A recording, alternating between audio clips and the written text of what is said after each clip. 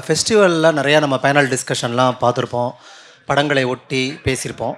But இந்த discussion வந்து இந்த 5 நாளில் வந்து ரொம்ப தனித்துவமான ஒரு டிஸ்கஷனாக வந்து நான் பார்க்குறேன். ஏன்னா இந்த ஃபிலிம் ஃபெஸ்டிவலுக்கு வர க்ரௌடுங்கிறது பெரும்பாலும் வந்து படைப்பாளிகளாக ஆகணும் விருப்பப்படுறவங்க தான் நம்ம வரோம். படம் எடுக்கணுங்கிற ஆசை ஆடியன்ஸாக இல்லாமல் படம் எடுக்கிற ஒரு கிரியேட்டராக தான் நம்ம வரோம். அப்போ நம்மள மாதிரியான ஒரு கிரியேட்டராக ஆகணும்னு விருப்பப்படுறவங்களுக்கு ஒரு ப்ரொடியூசருடைய பர்ஸ்பெக்டிவை தெரிஞ்சுக்கிறதுக்கும் ப்ரொடியூசருக்கும் நம்மள மாதிரி கிரியேட்டரை புரிஞ்சுக்கிறதுக்கான ஒரு பிரிட்ஜாக இந்த செஷன் வந்து இருக்குன்னு சொல்லிட்டு தான் இதை வச்சோம். ப்ரொடியூசர்னோட நமக்கு ஒரு மாதிரி ஒரு சின்ன ஒரு பணம் வச்சுட்டு ஒரு மாதிரி படம் எடுக்க வருவாங்கங்கிற மாதிரியான ஒரு ப்ரொடியூசர் பிம்பங்களை தாண்டி இன்றைக்கி நவீன மயத்தில் ப்ரொடியூசருங்க ரொம்ப கிரியேட்டிவ் ப்ரொடியூசருங்க இடத்துக்கு வராங்க. அந்த மாதிரி தமிழ்ச்சூழலில் இன்றைக்கி கான்டெம்பரரியாக ரொம்ப மாடர்னான படங்கள் பண்ணக்கூடிய 4 ப்ரொடியூசர் நம்மக்கிட்ட வந்திருக்காங்க. Please claps for them. So yeah, இப்போ இந்த ப்ரொடியூசர்ஸ் கிட்ட வந்து நம்ம வந்து பேசிக்கான சில கேள்விகளை தான் நான் கேட்க போகிறேன். ஏன்னா என்ன இன்டேக் நம்ம எடுத்துகிட்டு போகிறோங்கிறது ரொம்ப முக்கியம். ஸோ அந்த வகையில் வந்து நான் இந்த செஷனை எப்படி பிளான் பண்ணியிருக்கேன் அப்படின்னா, நான் ஒரு கேள்வி கேட்பேன், அதில் அவங்களுடைய பர்ஸ்பெக்டிவை சொல்லுவாங்க. 4 ப்ரொடியூசர் இருக்காங்க, 4 பேரும் வெவ்வேறு விதமான திரைப்படங்களை வந்து தமிழ்ச்சூழலில் எடுக்கிறாங்க. ஸோ இப்போ அவங்கள நம்ம அதை ரொம்ப நெருக்கமாக புரிஞ்சுக்கிறதுக்கான ஒரு வாய்ப்பாக இருக்கும்னு நினைக்கிறேன் நான். First Aditi, for example, as a producer you accept one script, okay, on basis like you asking the bound script, right? If you read the bound script, you are okay with that. Mostly it will happen in Tamil film union, right? As a director, I don't know how to write. I'm just a director. I worked in assistant director to somebody. How can I write a bound script with all that screenplay things at all? So I need a writer before I pitching to the script, right? Okay. யா, இப்போ இந்த கேள்வி நான் தமிழ்லேயும் ஒரு வாட்டி கேட்டுடுறேன். அருண், உங்கள் 3 பேருக்கும் தான் நான் கேட்குறேன். இப்போ வந்து ஒரு ப்ரொடியூசராக வந்து படம் வந்து நீங்கள் வந்து ஒருத்தன் ஸ்கிரிப்ட் எடுத்துருவாங்கன்னு சொல்கிறீங்க, பவுண்ட் ஸ்கிரிப்ட் எடுத்துருவாங்க, ஓகே பண்ணுறோன்னு ஒரு ஐடியாவாக சொல்கிறீங்க. ஒரு பவுண்ட் ஸ்கிரிப்ட் நம்ம திரைக்கதை முழுமையான திரைக்கதையாக வந்தால் தான் நீங்கள் அதை எக்ஸிக்யூட் பண்ணுறதுக்கான ஒரு பேசிக்கான ஒரு டிக் மார்க் வச்சுருக்கீங்க. இப்போ ஒரு டேரக்டராக இருக்கிற ஒரு இளைஞர் படம் எடுக்கணும்னு வராரு. அவருக்கு டைரக்ஷன் தெரியும், அவருக்கு ரைட்டிங் தெரியாமல் இருக்கலாம். அப்போ அவர் எப்படி அந்த பவுண்ட் ஸ்கிரிப்டை வந்து ஒரு திரைக்கதையினுடைய எல்லா ஃபார்மட்டையும் முடிச்சு எழுதி எடுத்துகிட்டு வருவார்? இதை எப்படி அவங்க ஹேண்டில் பண்ணுறது? Aditi, can you start with your? I don't think that any producers, or most producers at least, will insist on a first conversation being on a bound script. Okay. There have been many instances. For example, now we've seen there are lots of biopics that happen, or there are lots of films that are based on books or other pieces of literature or real life incidents. So very many times a producer will actually go out and option a book or buy the rights to a book, buy the rights to somebody's life, and then go and try and put a creative team around that.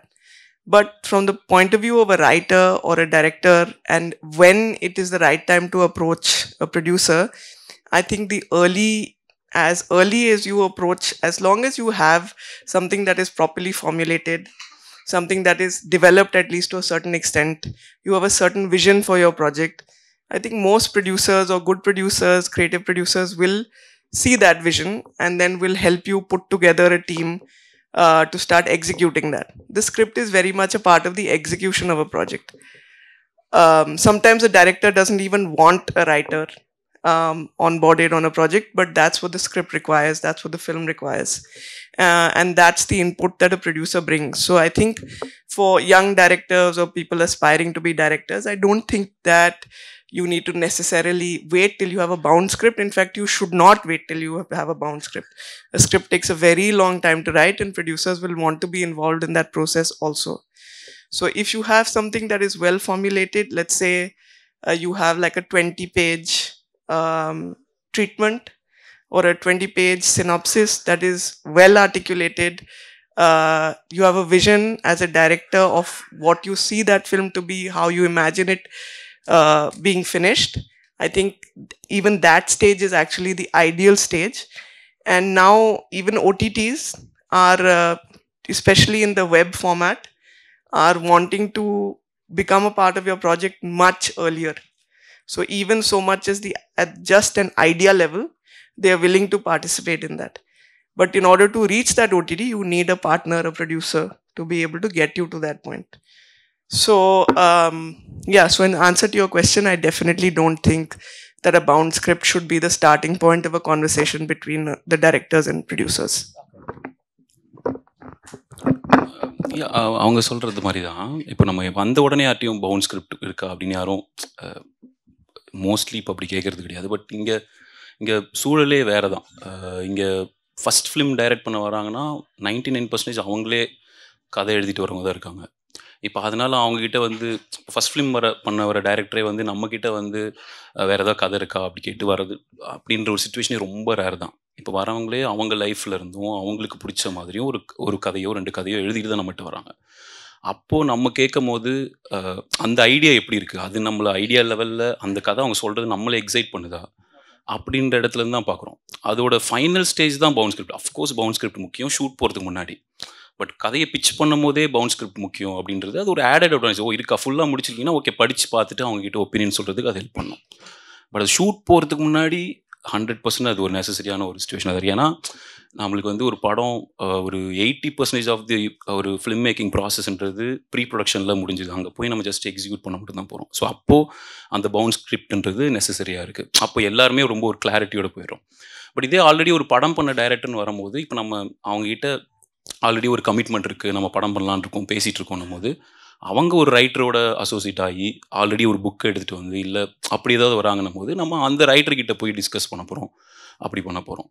இது பேரலாக இப்போது இன்னும் எந்த மாதிரி ஆண்டுகளானா தனியாக ரைட்டர்ஸை approach பண்ணி அவங்க already எழுதியிருக்கிற சிறுகதையிலேருந்தோ நாவல்லேருந்தோ அதை நம்ம அக்யூர் பண்ணி அப்படி பண்ணுறதும் இப்போ அடுத்தடுத்து நடக்குதுன்னு நினைக்கிறேன். இப்போ நானுமே அதை பண்ண ட்ரை பண்ணிட்டு தான் இருக்கேன். இப்போது எழுத்தாளர் நரன் இப்போ ஒரு கான்டெம்பரரியாக நல்லா எழுதிட்டு இருக்காரு அவர் சார். வந்து அவர்கிட்ட இருந்து ஒரு 3 சிறுகதைகள் வாங்கி அதை இப்போது அதுக்கேற்ற டைரக்டர்ஸை அப்ரோச் பண்ணி நம்ம படங்கள் பண்ணலாம் அப்படின்ற ஒரு முயற்சியும் போயிட்டுருக்கு. அது எவ்வளோ தூரம் அது அடுத்து நடந்து அது ஒரு பெரிய சக்ஸஸ் ஆக போகுதுன்றது அடுத்து. பட் இப்படி ஒன்று ஆரம்பிக்கலாம், இது ஒரு ஹெல்த்தியாக இருக்கும் அப்படின்றதும் ஒன்று இருக்குது. ஸோ பவுண்ட் ஸ்கிரிப்ட் அஃப்கோர்ஸ் அது நெசசரி தான். பட் அது பிச் பண்ணுற லெவலில் வந்து கதை சொல்கிறப்பே பவுண்ட் ஸ்கிரிப்ட் இருக்கான்னு கேட்குற இது இப்போ அப்படி கிடையாதுன்றது தான் நானுமே நம்புகிறேன். அதான் எனக்கு என்ன தோணுச்சுன்னா, இங்கே பொதுவாகவே வந்து ரைட்டர்ஸ் ரொம்ப கம்மியாக இருக்காங்க. இப்போ ரைட்டர்ஸ் கம்மியாக இருக்கும்போதும் இப்போ இனிஷியல் லெவலில் பிச் பண்ணும்போதே ஐடியாஸ் வருது. ஸோ அந்த ஐடியாஸ் வச்சுட்டு மட்டுமே நம்மளால் ஜட்ஜ் பண்ணி ஃபிலிம் ஷூட் வரைக்கும் போக முடியாது. அதுக்கு நமக்கு வந்து என்டையராக ஒரு பவுண்ட் ஸ்கிரிப்ட் தேவைப்படுது. அந்த லெவலில் வந்து பிச் ஆகிற படங்கள் ரொம்ப கம்மி தான். ஸோ வந்து எங்கள் கம்பெனிக்கு நிறைய பிச்சஸ் வரும்போது ஐடியாஸ் லெவலில் நிறைய வரும். இப்போ ஐடியாஸ் லெவலில் ரொம்ப இன்ட்ரெஸ்டிங்காக இருந்த ஐடியாஸ்லாம் இருந்திருக்கு. ஸோ அதை நம்ம டெவலப்மெண்ட்டுக்கு கொண்டு போகும்போதும் அதை நம்ம நினச்ச மாதிரி அது கன்வெர்ட் ஆகாமல் போகிற சுச்சுவேஷன்ஸ் நிறையா இருக்குங்க. இங்கே ரைட்டர்ஸுமே ரொம்ப கம்மியாக இருக்காங்க ஆக்சுவலி. ஸோ அந்த கம்மியாக இருக்கிற ப்ராசஸில் வந்து நம்ம பர்டிகுலர் ஒரு ரைட்டரை இதுக்குள்ளே கொண்டு வந்து எழுத வைக்கிற முயற்சியில் ஈடுபடும் போதும் அந்த ரைட்டர்ஸ்க்கும் செட் ஆகிற ப்ராசஸுமே ரொம்ப டஃப்பான ஒரு ப்ராசஸாக இருக்கும். ஏன்னா இப்போ நம்ம இந்த படத்தை என்னவா பார்க்குறோன்றதும் அந்த டைரக்டர் என்னவா பார்க்குறாருன்றதுக்குமே அந்த பெரிய பிரிட்ஜ் இருக்குங்க. அதை கனெக்ட் பண்ணுற ப்ராசஸுமே ஒரு டஃப்பான ப்ராசஸாக இருக்குது. இங்கே இன்னும் நிறைய ரைட்டர்ஸ் வரும்போதும் இன்னும் ரைட்டர்ஸ் பேஸ் பண்ணி இங்கே ஸ்கிரிப்டை செலக்ட் பண்ணி படங்கள் நம்ம ப்ரொடியூஸ் பண்ணும்போதும் இது எல்லாமே சேஞ்ச் ஆகும்னு நினைக்கிறேன். ஏன்னா இங்கே அருணா சொன்ன மாதிரி நிறைய ஃபஸ்ட் ஃபிலிம் பண்ணுற டைரக்டர்ஸ் வந்து அவங்களோட கதைகளோடு தான் வராங்க. அதாவது தனியாக இந்த ரைட்டருன்ற ஸ்பேஸில் யாரையும் கொண்டு வரதில்ல. ஏன்னா ஃபஸ்ட் ஃபிலிம் பண்ணும்போதும் அவங்களுக்கான கொடுக்கப்படுற லிமிட்டேஷன்ஸுமே கம்மி தான். இப்போ ஃபஸ்ட் ஃபிலிம் பண்ணுற டைமில் வந்து என்கிட்ட ஒரு ரைட்டர் இருக்காங்க, அவங்களுக்குன்னு ஒரு எக்ஸ்ட்ரா சேலரின்னு சொல்லும்போதும் என்ன ஆகும்னா அவங்க யோசிப்பாங்க, என்னது இது அடிஷ்னலாக ஒரு சேலரி ஆட் ஆகுதுன்றது இருக்கும். பட் எங்கள் கம்பெனியில் நாங்கள் பர்டிகுலராகவே ரைட்டர்ஸ்க்குன்னு ஸ்பெண்ட் பண்ணுற ஃபஸ்ட் ஃபிலிம் பண்ணாலுமே ரைட்டர்ஸ் ஸ்பெண்ட் பண்ணுறதுக்கான சில பட்ஜெட்ஸ் வச்சுருக்கோம். ஏன்னா எங்களுக்கு வந்து ரைட்டிங் லெவலில் ஏதாவது ஒரு பெட்டரான விஷயங்கள் கொண்டு வரதுக்கு ரைட்டர்ஸோட ஆஸ்பெக்ட் இருந்தால் பெட்டராக இருக்கும்னு சொல்லிட்டு ரைட்டர்ஸை முடிஞ்ச அளவுக்கு இன்வால்வ் பண்ண ட்ரை பண்ணிருக்கோம். பட் எல்லா இடத்துலையும் அந்த ஆப்பர்ச்சுனிட்டிஸ் இருக்காது. ஃபஸ்ட் ஃபிலிம்ஸ் பண்ணுற டைரக்டர்ஸ் வந்து மோஸ்ட்டாக அவங்களோட கதைகளை தான் வந்து கொண்டு வராங்கன்ற இதுதான் இருக்குது. எனக்கு வந்து இன்னும் நிறைய ரைட்டர்ஸ் இங்கே உருவாகினா நிறைய கொலாபரேஷன்ஸ் நடந்தால் புது கதைகள் வரும்ன்றது நம்புகிறேன். ஸோ வந்து புது கதைகள் வரதுக்கு புதிய இயக்குனர்களும் வரணும். ஸோ ரைட்டர்ஸுமே சேர்ந்து வரும்போதும் இன்னும் பெட்டராக இருக்கும்ன்றதான் நம்புகிறேன். இல்லை, குவைட் எக்ஸாஸ்டிவாக கவர் பண்ணிட்டாங்க. ஸோ அடிஷ்னலாக சொல்லணும்னா அதான் நிறைய விதமாக அப்ரோச் பண்ண வேண்டியது இருக்குது. ஆஸ் ப்ரொடக்ஷன் ஹவுசஸ் நாங்களும் வந்து அவர் சொன்ன மாதிரி கதைகளை தேர்ந்தெடுத்து வச்சு ஒரு புக்ஸோ ஒரு ஷார்ட் ஸ்டோரியோ அதுலேருந்து நம்ம காயின் பண்ண ஆரம்பிக்கலாமா? ஸோ நம்மளுக்கும் ஒரு க்ரியேட்டிவ் விஷன் இருக்குது, இந்த மாதிரி படங்கள் பண்ணணும் அப்படின்ற ஒரு நோக்கம் இருக்கும்போது அந்த மாதிரி கதைகளில் நிறைய படிக்கிறது, நிறைய அந்தந்த ரைட்டர்ஸோட ஒரு ரிலேஷன்ஷிப் நம்மளே ப்ரொடக்ஷன் ஹவுஸாக மெயின்டைன் பண்ணுறதுன்றது வந்து ரொம்ப முக்கியமாக நான் பார்க்குறேன். ஏன்னா சார் சொல்ல மாதிரி கொஞ்சம் நம்மளோட இண்டஸ்ட்ரியில் வந்து இன்னும் இந்த ரைட்டர்ஸ்க்கும் நம்ம இண்டஸ்ட்ரிக்கும் இருக்கிற ஒரு பிளவு நிறையவே இருக்குது. ரொம்ப சிலர் தான் பிரேக் த்ரூ பண்ணுறாங்க. ஸோ அதுக்கான ஒரு ப்ராக்டிஸும் அமையலை அப்படின்னு தான் நினைக்கிறேன். ஸோ அந்த கொலாபரேஷன் நேச்சரில் நான் ஃபில்ம் மேக்கர்ஸாக அவங்க வரவங்களுக்கு சஜஸ்ட் பண்ணுறது work with writers at a early stage. Because நீங்கள் ஷார்ட் ஃபிலிம்ஸ் பண்ணிடலாம், but after that for feature unless நீங்கள் ஒரு எழுதுகிற கையாக மாறுறது அந்த ப்ராக்டிஸில் இருக்கீங்கன்னா சூப்பர். அப்படி இருந்தாலுமே வந்து ஒரு healthy relationship and working on a film writing வந்து ரொம்ப முக்கியம். இப்போ அந்த மாதிரி சில விஷயங்களில் இன்னொரு ஆஸ்பெக்ட் எப்படி ஒரு ஃபில்ம் மேக்கரோட நம்ம அசோசியேட் ஆனோன்னு நினைக்கிறோன்னா, நம்மளுக்கு apart from money and vision and இந்த ப்ராஜெக்டை பண்ணணும் அப்படின்னு நினைக்கிறதோட you are going to be part of that. Film maker வந்து அவங்களோட ப்ராஜெக்ட்னு யோசிப்பாங்க, பட் இட்ஸ் ஆர் ப்ராஜெக்ட். நம்ம வந்து அதை ஒரு 1 or 2 years ஸ்பெண்ட் பண்ண போகிறோம் அதோட. So first you have to trust the film maker. அவங்க ஃபர்ஸ்ட் டைம் ஃபில்ம் மேக்கராக இருந்தாலும் சரி, எக்ஸ்பீரியன்ஸ் ஃபில்ம் மேக்கராக இருந்தாலும் சரி, அந்த ஃபில்ம் மேக்கர் இப்போ அவங்க ப்ரீவியஸ் ஒர்க், அவங்க ஷார்ட் ஃபிலிம்ஸ் ஏதோ ஒரு லெவலில் அவங்கள ட்ரஸ்ட் பண்ணோன்னா, then I think if we strike upon ஒரு சப்ஜெக்ட், இது நல்லா இருக்குது, ஒரு ஐடியாவாக ஒரு டெக் மாதிரி பார்த்து ஒரு 20 pagesல சூப்பராக இருக்குது, ஒர்க் பண்ணலான்னா then we can make it work. அந்தளவுக்கு தான் இண்டஸ்ட்ரி இருக்குது. We can make it work. யூஸ்வலாக அந்த ப்ராசஸும் முடிஞ்சு அவங்கக்கிட்ட பவுண்டும் இருக்குது அப்படின்னு சொன்னாங்கன்னா தான் நெக்ஸ்ட் லெவல். ஓகே, ப்ராஜெக்ட் இப்போ சீரியஸாக உடனே டிஸ்கஷன் போகிறோம், ஏன்னா பவுண்டு இருக்குது. பவுண்டு வச்சு படிச்சுட்டு அப்போ அதர் திங்ஸ் பேச ஆரம்பிப்போம், காஸ்டிங் அந்த மாதிரியான விஷயம். So there's a huge gap. ஏன்னா பவுண்டு அதித்தி சொன்ன மாதிரி ஓடிடிஸ் வந்து இதை ப்ராசஸாக பண்ண ட்ரை பண்ணுறாங்க. ஸோ அவங்க வந்து டெவலப்மெண்ட்டுக்கு ஒரு 8 months டைம் கொடுத்து அதுக்கு ஃபண்டிங்கும் கொடுக்குறாங்க. ஸோ அந்த இடத்துல என்ன ஆகுது, ப்ராஜெக்ட் அவங்களது ஆகிடுது. Even if you are writing it for them, உங்கள் கையிலேருந்து ஐபி போயிடும். பட் இட்ஸ் ஸ்டில் அவங்க ப்ராசஸாக அவங்க ஃபண்ட்ஸுக்கு ஷுவராக இதை பண்ணணும்னு பார்க்குற இடத்துல அது அப்படி இருக்குது. பட் அதுலேயுமே இண்டஸ்ட்ரியோட ரெக்கார்ட் பார்த்தா எத்தனை ப்ராஜெக்ட்ஸ் டெவலப்மெண்ட்க்கு போச்சு, எத்தனை ப்ராஜெக்ட்ஸ் வந்து ஃபைனலாக ப்ரொடக்ஷனுக்கு வந்துச்சுன்னா கம்மி தான் ட்ரான்ஸ்லேட் ஆனது. ஸோ நான் சொல்ல வர்றதுன்னா, அந்த ரைட்டிங் ப்ராசஸில் இன்னும் கொஞ்சம் நிறைய பிளவுகள் இருக்குது, அதை ஃபில் பண்ண வேண்டியது. அதனால அது கொஞ்சம் ட்ரிக்கியான ஏரியா. ஸோ பவுண்டு வரும்போது அது படிக்கும் போதே நம்மளுக்கு ஒரு பயங்கரமான ஐடியா கிடைக்கும், apart from knowing the film maker, and you can project. So it's a mix process அப்படின்னு தான் தோணும். இப்போ உங்கள் 4 பேருடைய குரலை ஒரு தமிழ் சினிமாவினுடைய பெரும்பான்மை தயாரிப்பு நிறுவனத்தினுடைய குரலாக எடுத்துக்கலாமா? உதாரணத்துக்கு பவுண்டு தேவை கிடையாது. ஒருத்தவங்க படம் பிச் பண்ணோம், டைரக்டர் பிச் பண்ணோன்னா பவுண்டு தேவை கிடையாது. ஒரு ஐடியா, ஒரு 20 pages சினாப்சிஸ் இருந்தால் போதும். அந்த ஐடியா இன்ட்ரெஸ்ட் இருந்தால் நாங்கள் அடுத்தடுத்த ப்ராசஸ் கூப்பிடுவோம் அப்படிங்கிறது ஒரு யுனானிமஸாக உங்ககிட்ட ஒரு குரல் இருக்குல்ல. இது பொதுவாக தமிழ் தயாரிப்பு நிறுவனங்களில் இப்படி இருக்கான்னு கேட்குறாங்க. See, you unanimously you are telling that synopsis is enough to execute the movie next steps, right? This is a wholesome voice of Tamil cinema industry. Because why I extensively asking this question, there is a lot of want to become a first time director, right? They have a confusion, we have to give the synopsis or bound. So you are unanimously telling that synopsis is enough. So I want to acknowledge here like how they want to prepare them. You know where the word bound script comes from? It didn't come from producers or directors. Actually, it came from managers, cast managers. So like these agencies that manage cast dates and that kind of thing. And so when the contracts used to be written, and there used to be certain obligations on the producer, one of those obligations was that the producer was bound by the script. And he or she was bound by the script to deliver a certain amount of funding, budget, etc., etc., etc. So actually this word bound script comes from a legal term, which means the producer is bound to give these obligations. It's not a creative word. It has nothing to do with the creative process actually. So RIP to bound script. So நல்ல synopsis இருந்தா குறிப்பாக இந்த 4 ப்ரொடக்ஷன்ஸுமே they are very ready to execute your idea. அப்படி நான் இந்த கேள்வியை முடிக்கிறேன். ஆக்சுவலாக அடுத்த கேள்வி என்னென்னா, இப்போ நீங்கள் 4 பேர் இருக்கிறீங்க. நான் ஒரு ப்ரொடியூசராக தான் பார்க்குறேன். வெறும் ப்ரொடியூசராக மட்டும் இல்லாமல் நிறைய உலக சினிமாக்கள்லாம் பார்க்குறீங்க. நீங்களும் பார்க்குறீங்க, அவங்களும் பார்க்குறாங்க, நானும் பார்க்குறேன். ஆனால் நம்ம பார்க்குற இந்த ரொம்ப ஆர்டிஸ்டிக்கான கலை அமைதிகள் கொண்ட கவித்துவமான திரைப்படங்களை எடுக்கக்கூடிய சூழல் ஒருபோதும் தமிழ் சூழலில் இல்லாமல் தான் இருக்குது. அது என்னவா மாறும் அப்படிங்கிறது ஒரு கேள்வி இருக்குது. இப்போ வந்து அருண் வந்து நீங்கள் கொட்டுக்காளி வந்து அது திரையரங்கில் வந்து அது ஒன்று கிரியேட் பண்ணிச்சு ஒரு வைவை. அதை வந்து பாசிட்டிவாகவும் எடுத்துக்கலாம். அது வெவ்வேறு விதமான குரல்களும் நமக்கு ஒழிச்சுது. இந்த மாதிரி ஏன் எங்கள் தேட்டரில் இந்த மாதிரி படத்தை எங்களை விட்றீங்கன்னு சொல்லிட்டு அப்போ இன்னொருத்தவங்களுக்கு பயமாகவும் மாறக்கூடிய வாய்ப்பும் இருக்குல்ல. அப்போ நம்ம எக்ஸ்ட்ரீமாக ஒரு கமர்ஷியலேருந்து டப்புன்னு பயங்கர ஆர்டிஸ்டிக்கான படமும் எடுக்க முடியாது. இதுக்கு நடுவில் ஒரு ஏரியா இருக்குது. அப்போ என்ன ப்ரொடியூசர்ஸுங்க இந்த கதை ஒத்துப்பாங்களான்னு தெரியலண்ணா. நாங்கள் அவன் திடீர்னு இல்லை இவ்வளோ கமர்ஷியலாக வேணும்ப்பா, இன்றைக்கி பிஸ்னஸ் இல்லை, இந்த மாதிரி கேள்விகள் சொல்கிறாங்க இல்லையா.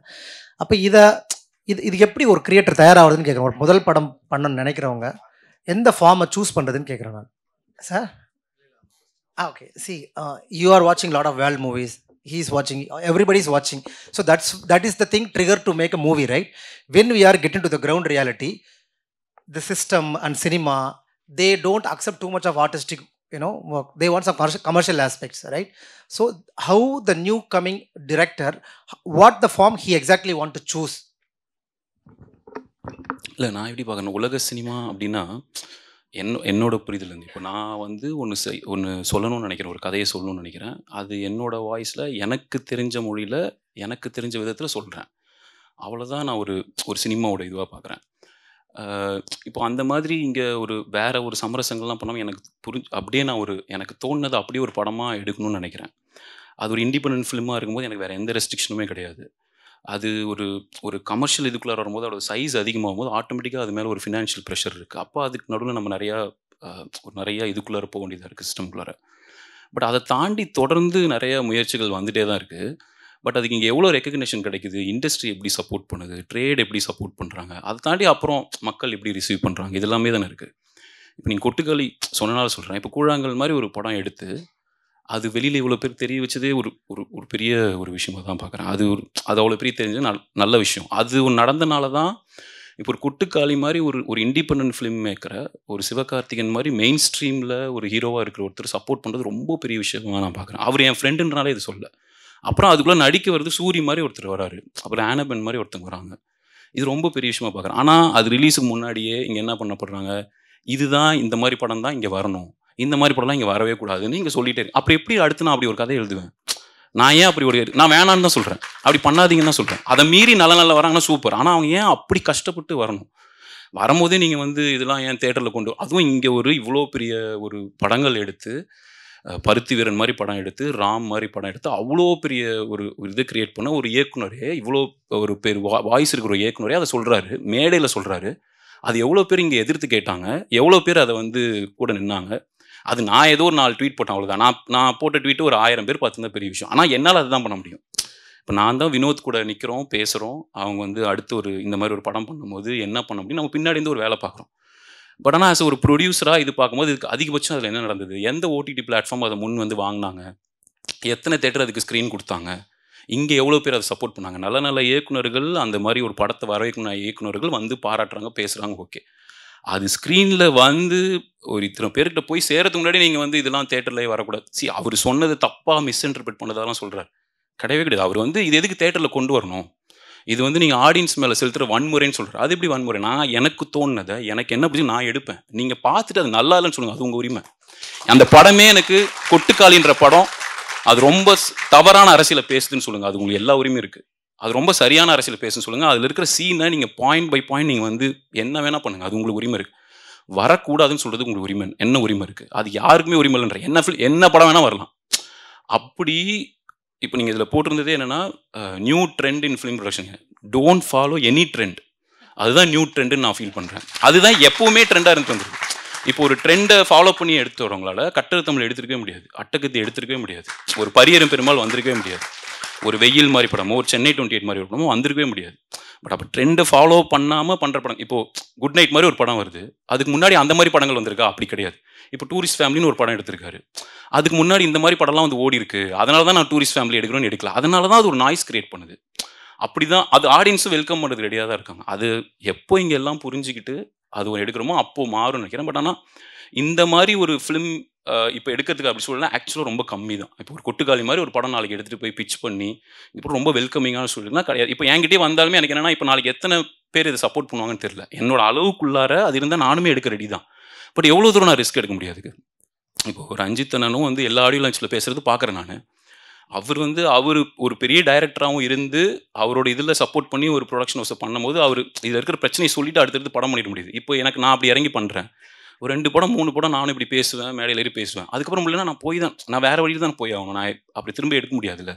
அப்படி ஒரு சூழல் இருக்கானா கண்டிப்பாக கிடையாது. அது ஆனால் மாறும்னா நம்ம கொஞ்சம் கொஞ்சமாக மாறணும். இப்போ நம்ம அடுத்து ஒரு எடுக்கணும், அதை இங்கே ஒரு வேறு விதமாக கிரியேட் பண்ணணும். ஒரு இக்கோசிஸ்டம் கிரியேட் பண்ணுற மூலிமா மட்டும்தான் அது சேஞ்ச் ஆக முடியும். இப்போ அப்படி இருக்கானா ரொம்ப கம்மி தான். இல்லைன்னா அது வரும். அதுக்கு சப்போர்ட் பண்ணுற வாய்ஸஸ் ரொம்ப முக்கியம்னு சொல்கிறீங்க. ஆமாம், அதுதான் இதெல்லாம் நடக்கணும்னு ஆசைப்பட்றேன் நான். அது ட்ரேட் லெவலையும் நடக்கணும்னா நம்ம தான் அதை மாற்ற முடியும். அது கொஞ்சம் கொஞ்சமாக மாறும், உடனே அப்படி மாறாது. பட் ஆனால் அதுக்கு அட்லீஸ்ட் இப்படி ஒரு முன்னெடுப்பில் இப்படி ஒரு ஆக்டர் வந்து அதை சப்போர்ட் பண்ணுறாரு, நடிக்க வராங்க, அது ப்ரொடக்ஷன் பேக் பண்ணுதுன்றது ஒரு ஹெல்த்தியான சுச்சுவேஷன் தான். அது கமர்ஷியலாகவும் வயபிளாக ஆகிறதுக்கு முன்னாடி அதை வந்து வேணாம் அப்படி இப்படின்னு சொல்கிறது அவரை மட்டுமே சொல்ல. இப்போ நான் அமீர் சாரை மட்டுமே சொல்ல. அது நிறைய பேர் சப்போர்ட் பண்ணியும் கீழே கமெண்ட் பண்ண நிறைய பற்றியுமே பார்த்தேன். அதுக்கெல்லாம் சேர்ந்து தான் நான் சொல்கிறேன். வெறும் அவரை நான் பாயிண்ட் பண்ணி இது பண்ணுறதுக்காக சொல்ல கிடையாது. பட் இங்கே அப்படி ஒரு சுச்சுவேஷன் இருக்கான்னா ரொம்ப குறைவுதான்னு சொல்கிறேன்.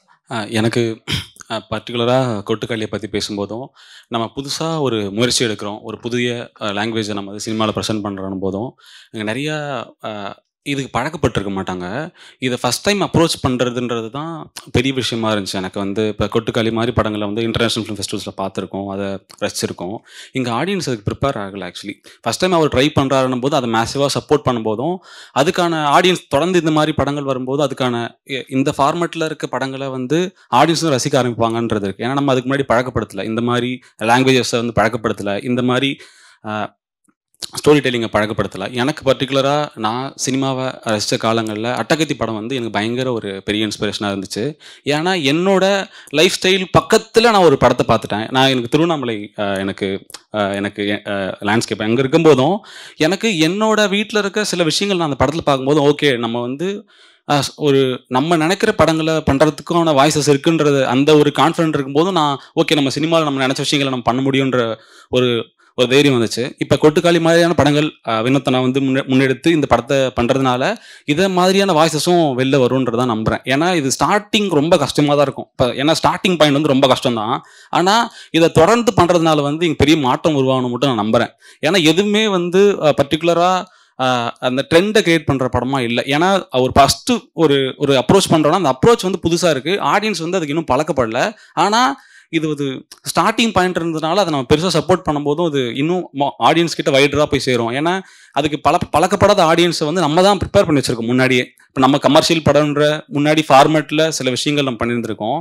அந்த படம் வந்து இங்கே வெகுஜன மக்களால் கொண்டாடப்பட்டிருக்கு. இந்த ஃபார்மேட்டில் தான் நான் பார்க்கணும்னு சொல்லிட்டு ஆடியன்ஸ் ரெடியாக இருக்கான், இப்படி தான் இருப்பான்றான். அவனை நம்ம மாற்றுறதுக்கு கொஞ்சம் டைம் எடுக்கும்னு நினைக்கிறேன். ஸோ அவரோட முயற்சி வந்து பெரிய முயற்சியாக இருக்குது. ஸோ இந்த முயற்சியின் தொடர்ச்சியாக நிறைய படங்கள் வரணும்னு நினைக்கிறேன். ஸோ வந்து கதைகளுக்கு பர்டிகுலராக இப்படி தான் இருக்கணும் அப்படி தான் இருக்கணும் இல்லை. லைக் நம்ம ஒரு கதையை சொல்கிறோன்னா அந்த கதை வந்து சொல்லப்பட வேண்டியதாக இருந்துச்சுன்னா சொல்லலாம். எனக்கு வந்து நாங்கள் ஒரு குட் நைட் பண்ணும்போதும் எங்களுக்கு வந்து அந்த படத்தை பிச் பண்ணுறதுக்கு எங்களுக்கு ரொம்ப கஷ்டமாக இருந்துச்சு.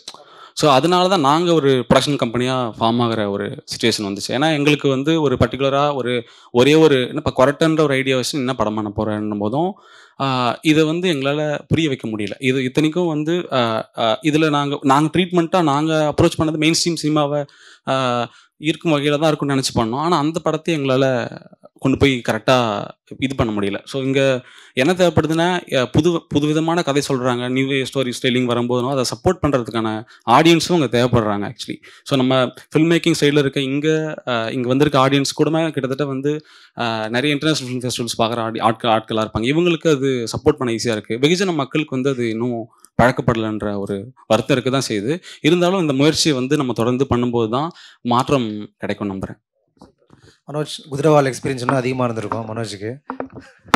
சரி, நம்ம ஐ திங்க் ப்ராடராக இந்த டாப்பிக்கை பார்க்கணுன்னா இப்போ கொட்டுக்காளி வந்து எனக்கு வந்து ஆக்சுவலி ரொம்ப சக்ஸஸ்ஃபுல்லான அட்டெம்ப்ட். ஐ திங்க் அதை தான் ஃபோக்கஸ் பண்ணணும். ஐ திங்க் அதுக்குள்ளே ஒரு பெரிய சக்ஸஸ் இருக்குது, அதில் கமர்ஷியல் சக்ஸஸ் இருக்குது, ஒரு இண்டஸ்ட்ரியோட மெயின் ஸ்ட்ரீமான ஒரு ஹீரோவோட சப்போர்ட் இருந்திருக்கு.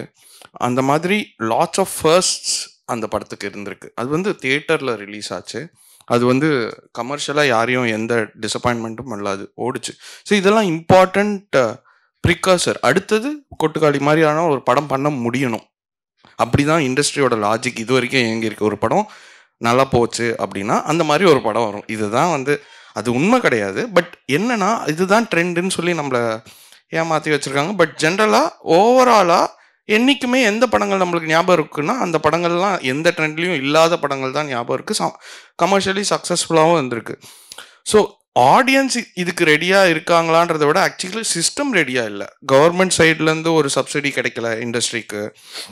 அந்த மாதிரி நார்மலாக மற்ற இண்டஸ்ட்ரீஸ்க்கு கிடைக்கிற அளவுக்கு ஹெல்தியான சப்போர்ட் நம்மளுக்கு கிடைக்கல.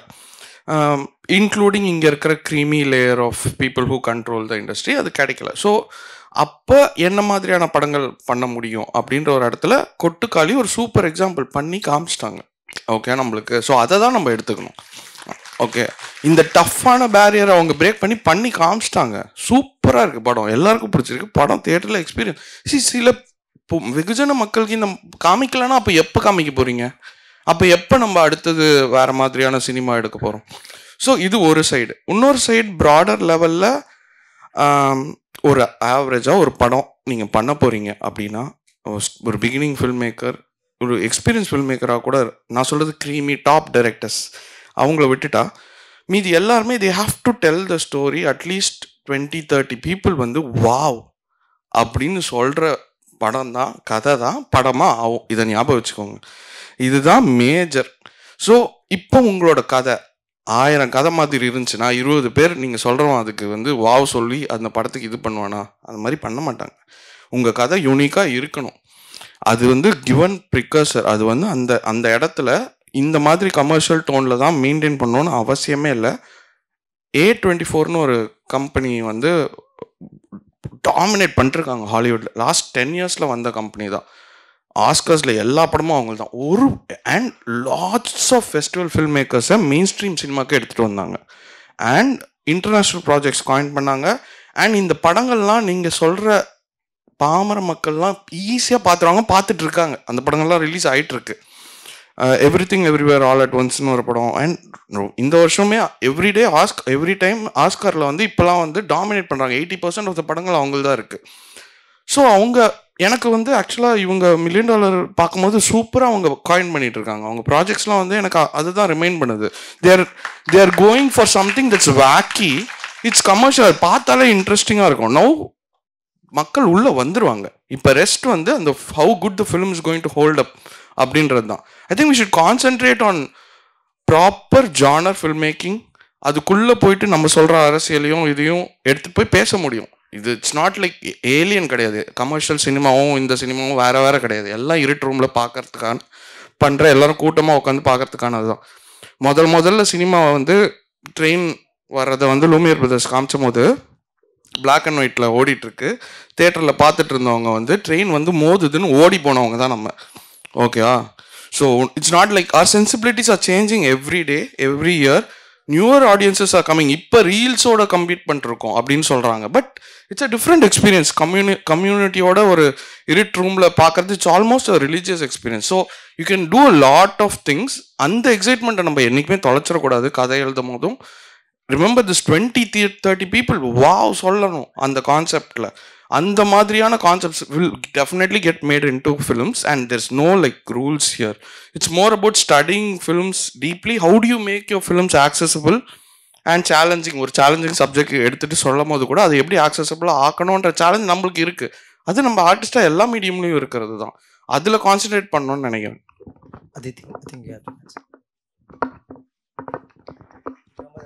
Yes, I remember the question. I think that we have to forget this distinction of like commercial film versus non-commercial film versus artistic film versus. I think that the world that we're living in right now, there's too much exposure for us to be stuck in this.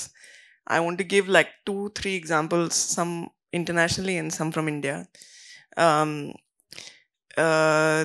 The recent kind of like smash hit on Netflix that nobody expected is Adolescence. Nobody expected it. It goes against like every rule that Netflix has, not just for us in India, but also internationally. Everybody is saying this. And yet that show has been extremely successful. But if you see how the show got made, the producers were very cognizant. They were very aware of commercial is only something that will earn its money back. That's it. That is commercial.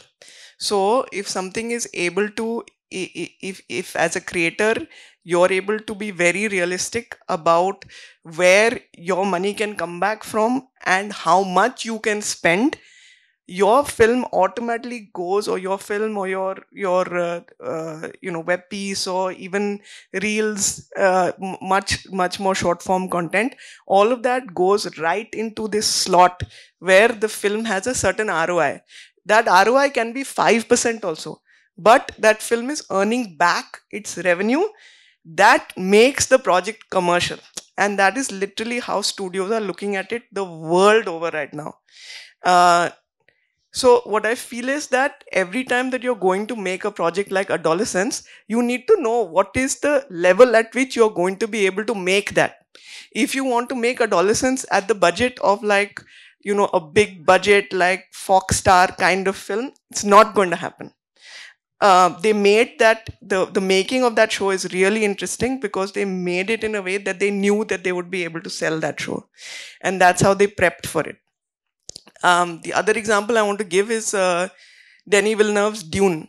Denis Villeneuve has obviously done very, very big films, but Dune as a series, it doesn't fit so easily into the fantasy genre. It's a very complicated story. And the third part of Dune is going to be a very depressing story. It's going to be like an anticlimax to everything that has happened. But again, Denis Villeneuve has been wanting to make that series from before he made his first film. But he came into that series after he had done 5 films because he knew that in order to create that visual topography, he would need those kind of budgets. He would need those kind of actors. So he waited. He was very, very clear about what he would need, what are the resources he would need. So my point is that as filmmakers, we don't have an excuse anymore. All the data is available. One Google search, one ChatGPT, research, you know exactly what films are making in theaters, what films are selling on OTTs, what films are selling in satellite. Earlier on, you had to sell your film to something like 40 territories across India. Now you have maximum of 15, 20 distributors all across the country, and that's it. You have 5 OTTs, you have 3 channels, and you have music. It's not a world where it used to be DVD, cassettes, whatever, where you had no idea what those sales were. Everybody can get that data. So if you're a smart creator, you're going to be able to be realistic about what are the resources that are right for your project. And that is not just from the point of view of demand, it is also from the point of view of supply. And this might seem like a not sexy, producer talk, but it's true. And the more people who are realistic going into this process, the easier it is for those films to get made. I think there's somebody in the audience here who has broken that mirror between commercial and non-commercial. I think Ranjit sir's films from the first film onwards have straddled both worlds. But it's because when you say I don't want to make a commercial film, you're basically saying I don't want people to see my film. I think that's very silly. Why? So I don't believe in this, and I think that super art house cinema, it's not for me personally. I see cinema as something that is very community driven, and as filmmakers, we should not self-indulge ourselves to the point that we take that community driven feeling or that community driven exploration away from ourselves. So I think that this is I've become an excuse now. I'll also say that there are so many grants, there are so many subsidies available all across the world. So many successful films out of India have tapped into those. It's important to keep yourself informed. It isn't just about coming to producers in the local city that you live in. It's also about reaching out all across the world and see how those resources can be tapped in. You can get up to at least 20, 30, 40% of your development budget from grants but how many people are doing it? It's a very small number still. It's happening more and more and more. But go to festivals as much as you can. Go to film markets. India used to have a very successful film market in Goa. It's kind of not there, but still, you still have that access. So go out, find those people, and make sure that you are subsidizing as much of your hard cash with these free money grants, subsidies, and so on and so forth. Okay okay இவங்க 4 பேர்கிட்ட Tamil cinema தயாரிப்பாளர்கள் எந்த பண்பும் இல்லைன்னு நினைக்கிறேன். இவங்க வந்து art ஃபிலிமுக்கும் commercial film பிரிக்காமல் இருக்குன்றாங்க. அவர் கொட்டுக்காலி மாதிரி ஒரு படம் எடுத்துட்டு சந்தோஷமாக இருக்காரு. அவர் வந்து 2K படம் பண்ணாதீங்கன்றாரு. 20 பேர் வாவ சொன்னால் போதுன்றாரு. It's very weird. Producers are here. Thank you so much. இப்போ உங்ககிட்ட ஒரு ஈஸி அண்ட் கூலான ஒரு கொஷின் கேட்கலான்னு நினைக்கிறேன். நான் ஏன் இந்த லீடு கொடுத்தேன்னா, இன்றைக்கி இருக்கிற இந்த வெற்றிக்கான எல்லா ஃபார்முலாவிலிருந்தும் நீங்கள் வெளியில் வந்து பேசுகிறீங்க, விச் இஸ் வெரி குட்.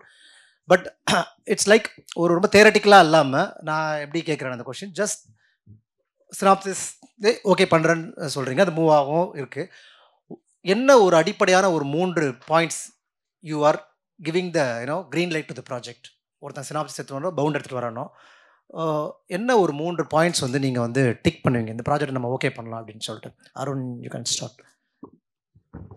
அவங்களை கேட்குறவங்களுக்கும் அது கொஞ்சம் ஈஸியாக இருக்கும். இல்லை, நான் ஃபஸ்ட்டு அவங்க கூட ஒரே மீட்டிங்கில் பார்த்த உடனே ஓகே இந்த கதை எப்படி இருக்கா அப்படி ஓகே பண்ணு. நான் முடிஞ்ச அளவுக்கு இது பர்சனல் சாய்ஸ் தான் எல்லாமே. ஒருத்தர் ஒரு மாதிரி இது பண்ணுறாங்களே. நான் ஃபஸ்ட்டு அவங்க கூட ஒரு மல்டிபிள் மீட்டிங்ஸ் உட்காடுறேன். அவங்களுக்கு எந்த மாதிரி பிடிக்குது, எந்த மாதிரி படங்கள் பார்க்குறாங்க, ஏன்னா எவ்வளோ ப்ரிப்பேர்டாக இருக்காங்க ஒரு படம் பண்ணுறதுக்கும் தெரிய வேண்டியதாக இருக்குது. ஏன்னா அது ஒரு ஃபஸ்ட் டைம் படம் கொண்டு வராங்க. நம்மக்கிட்ட ஏதாவது மெட்டீரியல் காட்டுறாங்கன்னா நம்மளுக்கு ஓரளவுக்கு ஐடியா தெரியும், இல்லைன்னா நம்ம அவங்களை இன்னும் தெரிஞ்சிக்க வேண்டியது இருக்குது.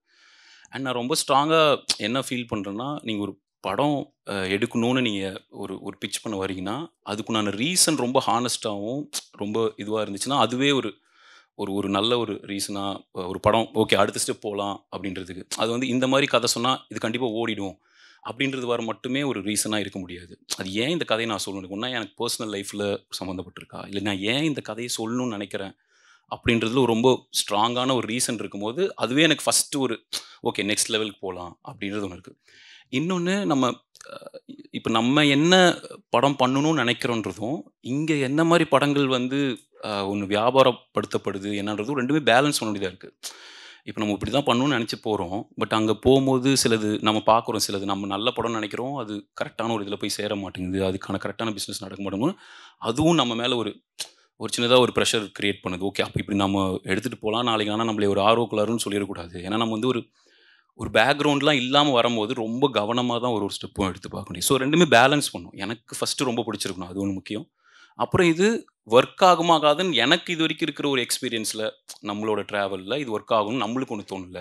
அது ஒரு ரீசனாக இருக்கலாம். அதுக்கப்புறம் அடுத்தடுத்து அவங்க வந்து ஒரு டீம் மேனாக இருக்காங்களா, எவ்வளோ தூரம் அவங்க வந்து அடாப்ட் பண்ணி அடுத்த ஏன்னா இது ஒரு கொலாபரேட்டிவான ஒரு ஆர்ட் தான். என்ன தான் ஒரு டைரக்டர் தான் ஒரு கேப்டன் ஆஃப் தி ஷிப்பாக இருந்தாலும் நீங்கள் எல்லாத்தையும் கொலாபரேட் பண்ணி தான் பண்ண வேண்டியதாக இருக்கு ஒரு ஒர்க்கு. ஸோ எவ்வளோ தூரம் நீங்கள் கொலாபரேட் பண்ண ரெடியாக இருக்கீங்க, இந்த மாதிரி ஸ்கில்லாமும் ரொம்ப முக்கியமான. பட் அடிப்படை வந்து அந்த கதை அவங்க சொல்கிற ஐடியா வந்து என்னை எக்ஸைட் பண்ணணும், அதுதான் நான் பேசிக்காக பார்க்குறேன்.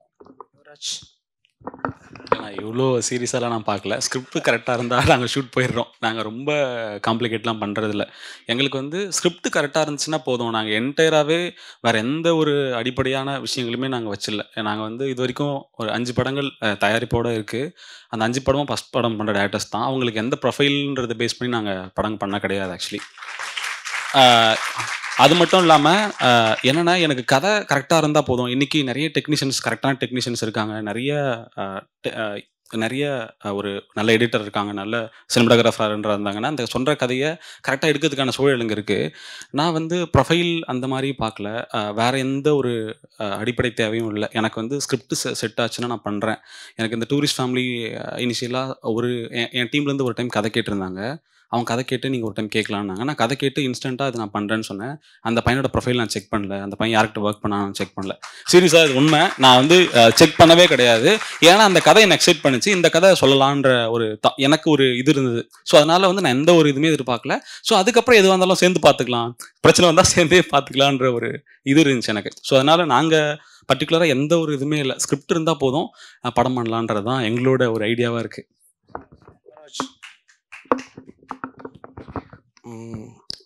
ஸோ ஒன்று வந்து கண்டிப்பாக நான் முன்னாடி சொன்ன மாதிரி எனக்கு வந்து அவங்க ஒரு ட்ரஸ்ட் பில்ட் பண்ணணும். ஸோ ஒரு ரிலேஷன்ஷிப்பில் ஒரு ட்ரஸ்ட். ஸோ நாங்களும் ஒரு 2 இயர்ஸ் ஸ்பெண்ட் பண்ண போகிறோம் அப்படின்ற ஒரு இடத்துல அவங்க ஃபில்ம் மேக்கராக do I trust them beyond the கதை அதெல்லாம் தாண்டி can they pull this off whatever அவங்க கொலாபரேட்டிவாக இருந்து இதை புல் ஆஃப் பண்ணக்கூடிய ஒரு நேச்சரில் இருக்காங்களா, இது ஃபஸ்ட்டு க்ரைட்டீரியா. கதை எக்ஸைட் பண்ணணும், இது செகண்ட், அது ஆப்வியஸ். தேர்ட் வந்து இது வந்து எனக்கு எங்களோட பொலிட்டிக்கல் சென்சிபிலிட்டிஸ்க்கு முரணாக இருக்கிறத பண்ண முடியாது. ஸோ அது ஒரு கான்வர்சேஷன் வச்சு அவங்க யாருன்னு தெரிஞ்சு அதை அது டயலாகாக அது வந்து எனக்கு வேண்டிய இடத்துல அது இல்லைன்னா பண்ண மாட்டோம். ஸோ அந்த பொலிட்டிக்கல் சென்சிபிலிட்டிஸும் ரொம்ப முக்கியம்.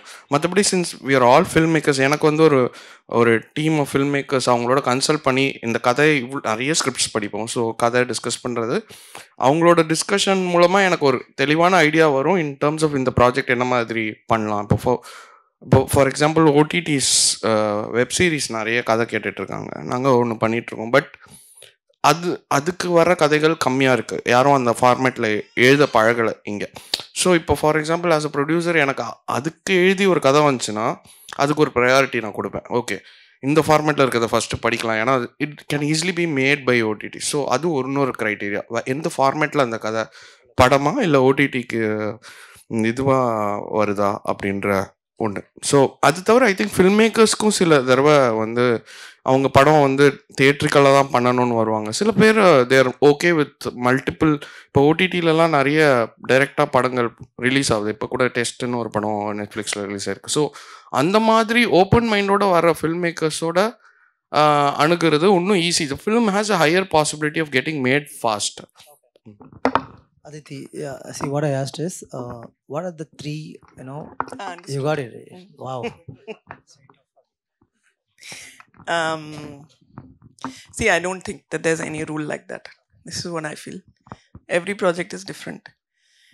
The first Tamil film that I worked on, that I made, it was just, I think it was a 15 or 20-minute narration that the director gave of the idea. What is the film name? Writer. Right. Okay. And it was a very powerful narration. And even now, like, I remember it very clearly. So I knew when he narrated it, I knew that, okay, we are going to make this film. Then it was just a matter of time of like figuring out how and bringing the rest of the resources and all of that. Then there are some projects where you really like them when you first start working on them. But then somewhere along the way, you realize that either the project is not viable, or your relationship doesn't work with that creator, or that your vision for that project and the creative's vision for that project is different, or you really love that film, you would love to make it, but you can't make it because the market doesn't allow you to make it. There are two types of producers, one who are also funders, and then producers who raise funding. So sometimes you can really love a project and not be able to raise that funding for it. So the thing is that what you have to realize is that when a producer starts working on a project, they are putting as much investment emotionally into that project, as much time into that project as the creators are, and they want to see it made. So 9 times out of 10, if a producer has the opportunity to convert something, they will convert it. So I don't think, at least for me, I don't think that there is any specific metric. Sometimes projects just have this momentum and they happen. Sometimes projects get stuck for a long time. Sometimes you just really want to work with one creator, like I keep trying to work with you and then you keep rejecting me. No, kidding. So then in which case, like, see, we are also doing this because we love cinema, right? Otherwise, there are so many other professions to do where you have like a stable income and you can, get by in life and you don't have to be tortured in this way. But we do it because we also love doing what we do. So it's fine, you can clap. It's not so shocking. So listen, there's no good answer for this because there is no metric like that. Sometimes you have opportunity and desire and they both come at the same time and then that film gets made. Thank you, great answers.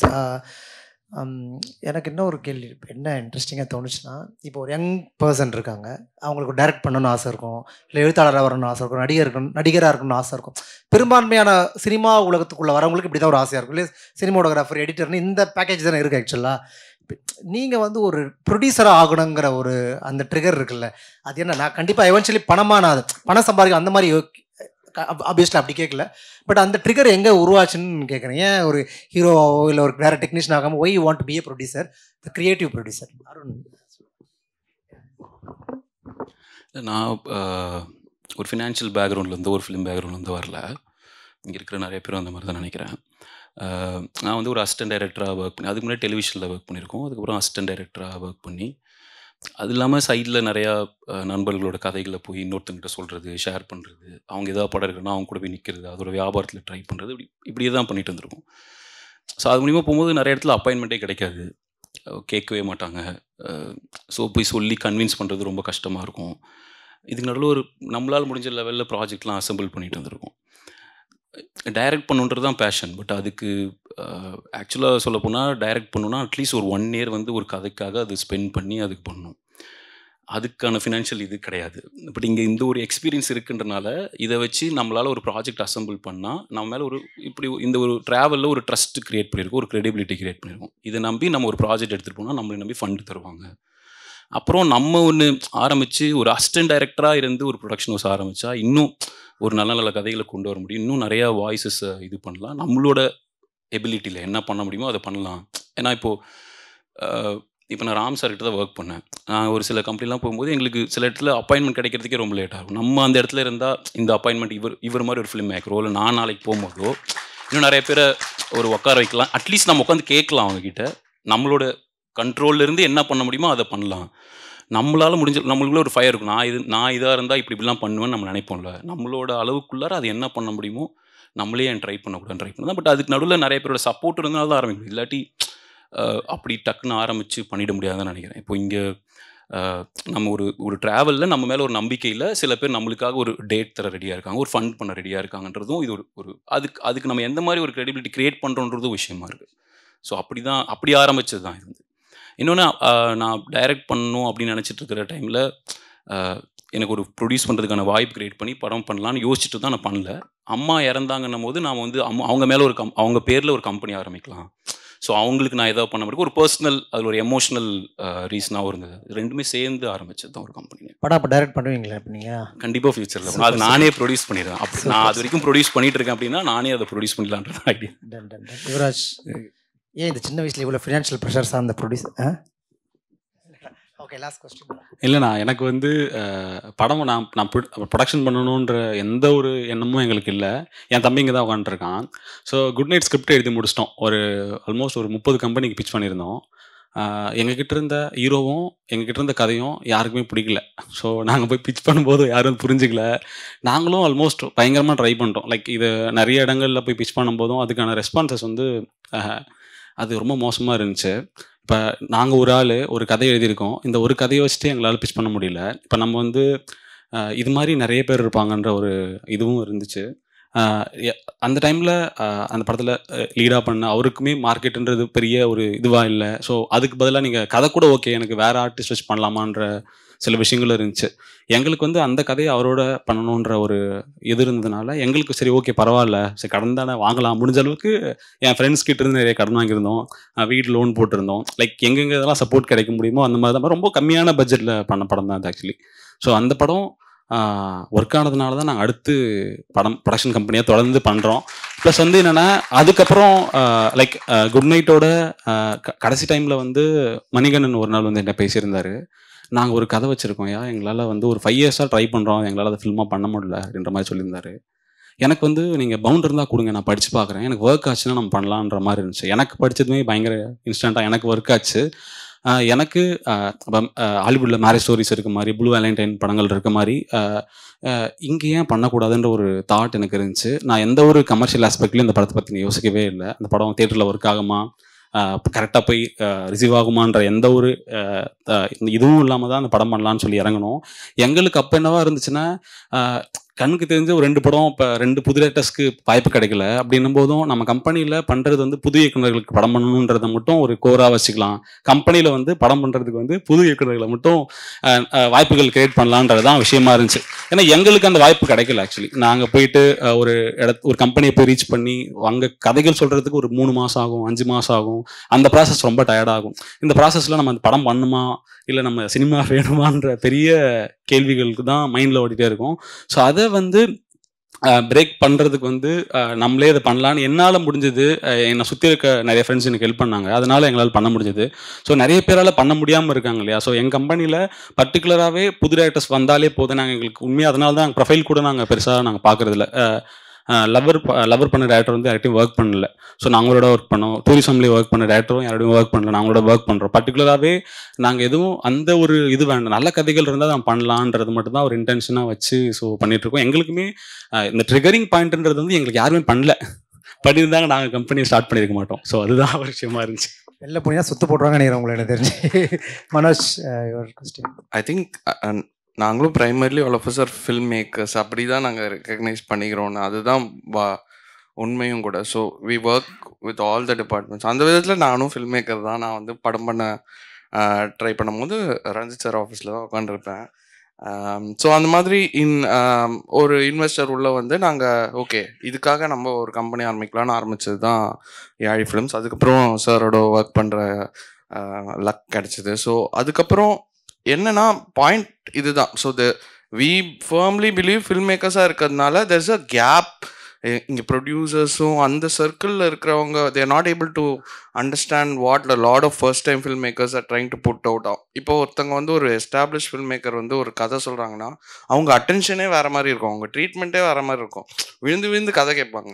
But அதே சமயம் ஒரு ஸ்கிரிப்டை படிக்கிற பழக்கமும் கிடையாது. அந்த மாதிரி இருந்த இண்டஸ்ட்ரியில் கஷ்டப்பட்டு ஒரு 5 years பிச்சிங்கில் இருந்தனாலையும் அண்ட் ரஞ்சித் சார் மாதிரியான ஒரு ப்ரொடியூசர்ஸ் பார்க்கறது, அவரோட vision as a director and as a film maker, அவர் வந்து அவரோட ப்ராஜெக்ட்ஸ்லேயும் அதை எடுத்துகிட்டு போகிற இடத்துலையும் it became like an inspiration to start. ஏன்னா எனக்கு வந்து ஒரு கம்யூனிட்டியாக ஒர்க் பண்ணணுன்னு ரொம்ப ஆசை. So I work with the same set of film makers for a long time. ஏன்னா ஒரு ஷேர்ட் நாலேஜ் ப்ரொடக்ஷனில் எனக்கு நம்பிக்கை இருக்குது.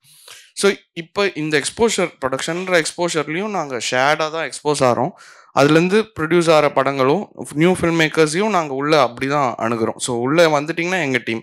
ஸோ அதுக்குள்ளே நம்ம புது புது ப்ராஜெக்ட்ஸை அந்த விதத்தில் இன்னும் ஈஸியாக ரியலைஸ் பண்ண முடியுன்ற நம்பிக்கையில் தான் வந்து அதனால தான் கேட்குறோம். எக்ஸைட்டிங் 4 பேருமே எக்ஸைட்டிங்கான சப்ஜெக்ட்ஸை தேடி போகிற ஆட்களாக இருக்கும். So that is the importance. Film மேக்கர்ஸாக இருக்கிற ஒரு கேப் தெரியுது ப்ரொடியூசர்ஸ்க்கும், முன்னாடி இருந்த ப்ரொடியூசர்ஸ்க்கும் ஃபில்ம் பண்ண ட்ரை பண்ணவங்களுக்கும். I think subconsciously we are all filling that gap for ourselves and for other people.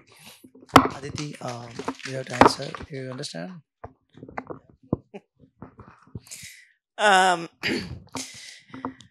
It's a very difficult question. Why did I become a producer?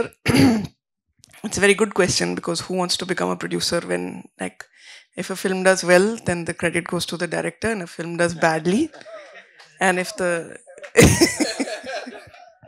so who wants to become a producer? Actually, for me, I don't know. I really can't answer that question. When I was growing up, I wanted to join the army, but that time women were not allowed in the army. So then I wanted to become a war journalist, but I was growing up in the 90s and there were no wars, so I couldn't do that. Then I decided I wanted to, okay, then I'm going to make documentaries. That time there was only Doordarshan who wanted to make Doordarshan documentaries, and then I kind of like found myself in films.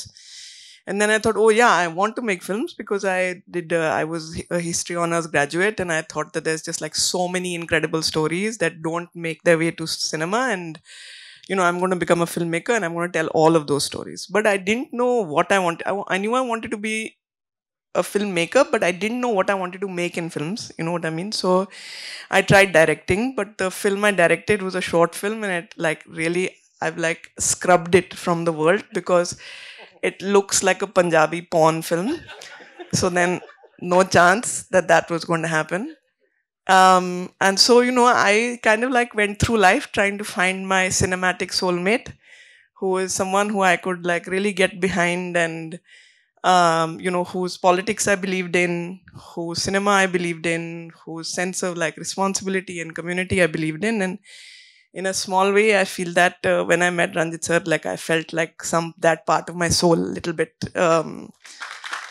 And then and then through him, I met so many other people within the cinematic community. And I find that right now the world is become such a terrible place. It's like burning everywhere in the world.